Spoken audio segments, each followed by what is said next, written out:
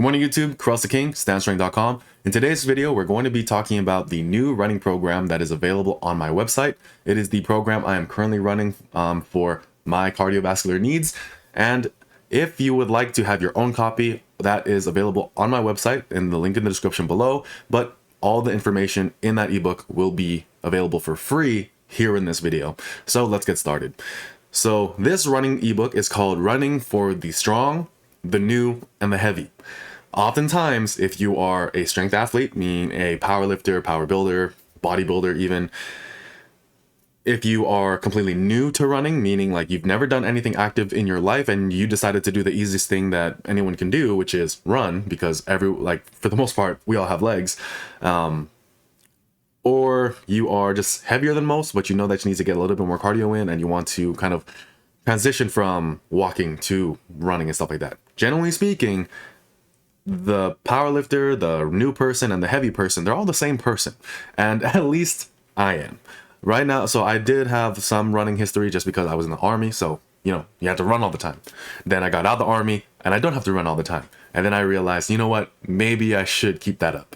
So this is the plan that I've been using to get back into it. It's been inspired by some things that I was given from when I was going through physical therapy, when I tore some things in my leg. This is things that I've seen other programs advocate for, and I just kind of modified it and tweaked it in a way that was more appropriate for me. And then now I'm sharing it with you. So the way that this running program works is that it has different phases and levels. So phase 1 is the crawl phase. Phase 2 is the walk phase, phase 3 is the jog phase, and then finally phase 4 is the runner's phase, or the run phase. So let's start out with phase 1. With phase 1, the crawl phase, you are going to be doing significantly more walking than you are running or jogging, which is why it's probably called the crawl phase. So here, you're going to just be doing 1 minute long intervals of jogging or running. Now, so level 1, and I'll explain these levels a bit later because it has to do with the progression, because how you progress will depend on what your needs are and what's appropriate for you.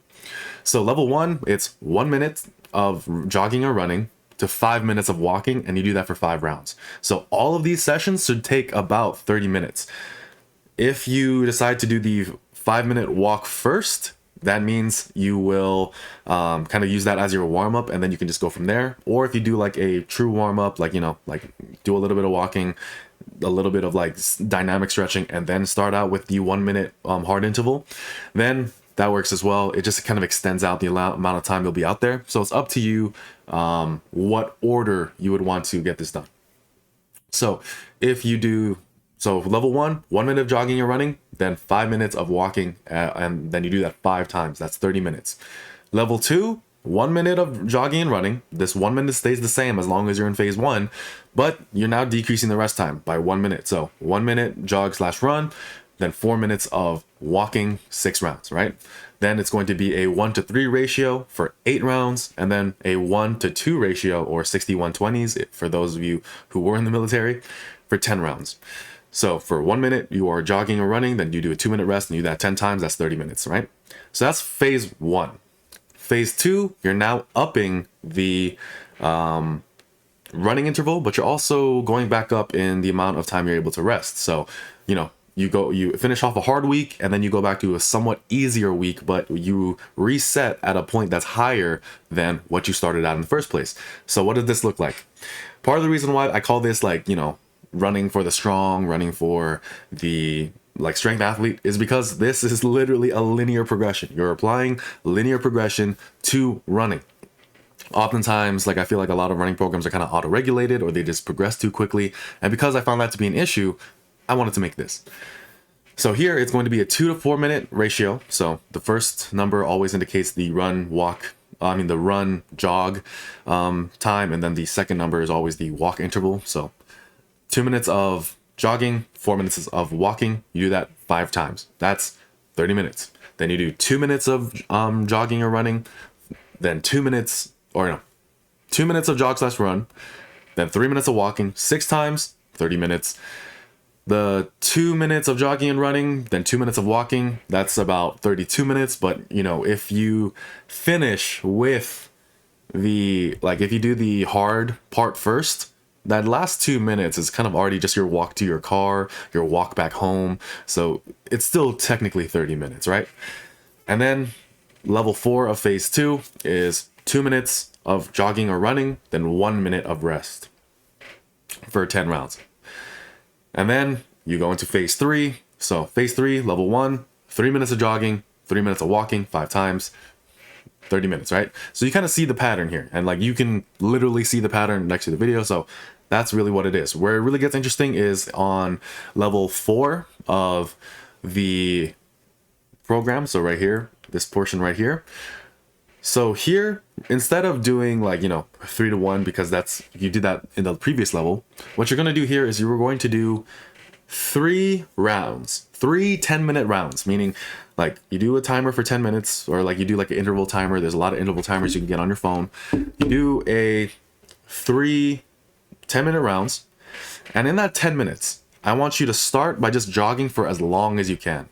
Whether that's 5 minutes, 6 minutes, 7 minutes, 8 minutes, doesn't really matter. It's going to depend on you, right? If you do the whole 10 minutes, cool. Like, just keep going. Like, if you do the whole 10 minutes, I wouldn't really recommend it. Actually, I'm going to say go up to 8 or 9 minutes, right? Like, give yourself that little time to bring yourself back down a bit and then repeat. Because one thing that if you do want to increase or develop your cardiovascular capabilities, you kind of do want to have that heart action where like it's elevated, then goes back down, and then it has to elevate again. That's something I recommend. So if you are doing when you do get to the level 4 in phase 3, what I recommend is that you do no more than 8 or 9 minutes and then have that 1 minute of reset, right? But if you're new to running, if you're new to running and kind of heavy, you're probably not going to get there. Probably. I'm not saying it won't, depending on the pace and everything like that. So, but regardless, let's say you do only 6 minutes consistent before you just want to stop. All right, cool. You get 4 minutes of rest because you have a 10-minute round. For 10 minutes, you're going for as long as you can, 5 minutes, 6 minutes, 7 minutes, and then you get the rest of the minute to rest. If you've ever done a EMOM or every minute on the minute, it's kind of the same thought process, just expanded out over to a longer period of time. You get 10 minutes. So at the top of the 10-minute round, you go for as long as you can, and then once you stop, get tired or whatever, you get the rest of the time to rest. No more than 8 or 9 minutes continuous, all right? Then we get into phase 4, which is the, where am I? There I am. So this is the run phase now. Now you're running significantly more than you are walking, right? So here you have a 4-minute jog/run interval, then 2 minutes of walking, and you do that for 5 rounds. Then you do a 4-to-1 ratio for 6 rounds, and then you do the 3 sets of 10 again, or the three 10-minute rounds. And then for the next level 4 of the phase 4, you do 2 15-minute rounds. So this one is kind of where it creeps up a bit quickly, but on the bright side, you can reset wherever back is appropriate for you. And like I said, you get the rest of the time to rest. You can do 8 minutes to 7 minutes. You can do 10 minutes to 5 minutes. You can do, and here is where I actually say, you can do the whole thing if you wanted to. The thing here is that you have spent so much time accumulating volume that it becomes a lot more reasonable and a lot easier for you to handle these harder sessions. I'm just applying the things that we apply into the gym to our running in a way that's responsible, reasonable, and not too crazy, right?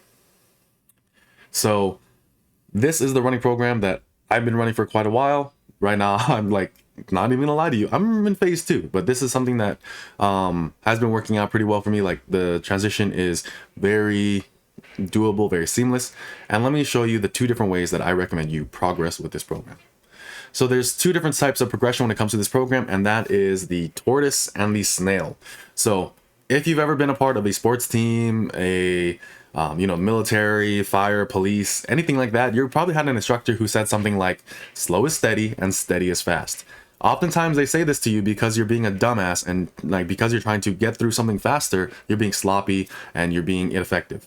What you're aiming for here is consistency. What you're aiming for here is 1% improvement each time, or even better yet, 0.1% of improvement. If you do that, if you just do 1% of 1%, you're getting better. That's so much better than this trying to rush it, failing, stopping for 3 months and then trying to get back into it. You want to be consistent. Who cares how fast you're going?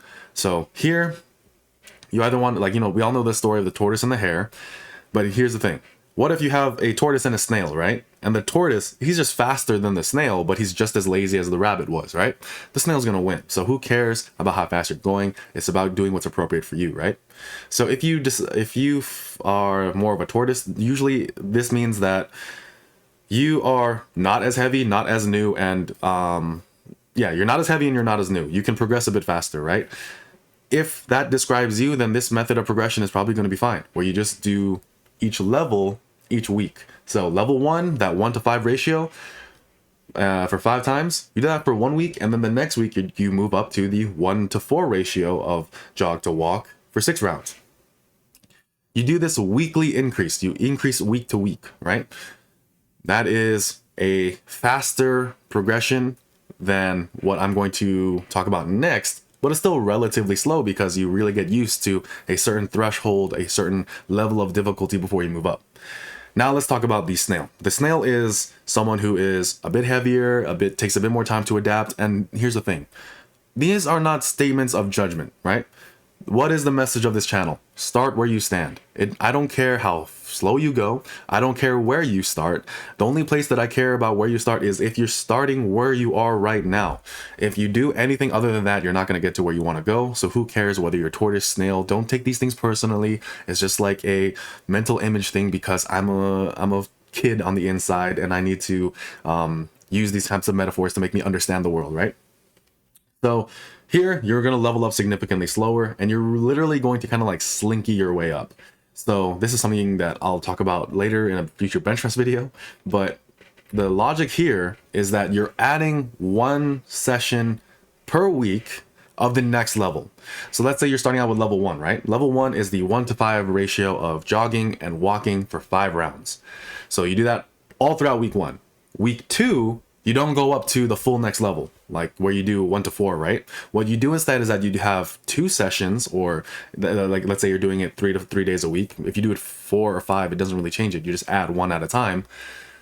You will do 2 sessions in the 3-week example, 2 sessions that are the 1 to 5, and 1 session that's the 1 to 4. So you're easing yourself into the next block of training, the next threshold of difficulty. Then the week after that, week 3, you have 1 session that's 1 to 5 ratio, and the other 2 sessions are 1 to 4 ratio. And then finally, you have a full week where you are now in the level 2. And but the thing is, you don't stay there because next week now you're doing 2 sessions of level 2, 1 session of level 3. That is the snail way of going about things. Like I said, this is better if you are a bit heavier. If you are a bit closer to that 100 pounds that you need to get down, I recommend going through this way. When I was at my heaviest, I tend to do things like this, where I just like these really slow things. Oftentimes, it's not the progression that's the issue. It's just the rate of progression. So that's what I recommend if you feel like you need a bit more time to adapt, if you feel like you need more time to ease yourself into harder bouts of training. This is a great way of going about it for you. But let's say you're just like on a layoff or something like that, and you just haven't really gotten into it, and you have like some muscle memory or body memory helping you into this. Then the tortoise progression is still just as good if you have that ability. Or if you just like a bit lighter, like maybe you're skinny fat or something of that nature. So that might work better for you. So it's just choosing what's appropriate for you, starting where you stand, and doing what you need to do. But that's it for this video. Like I said, this program is available on my website. It has it's a 7-page, or I believe, right?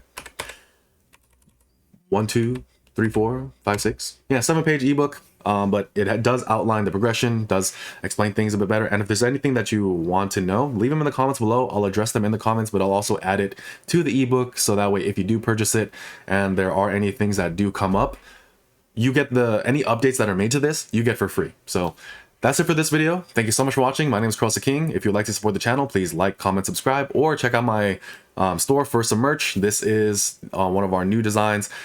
So I really hope you like it, and have a great day.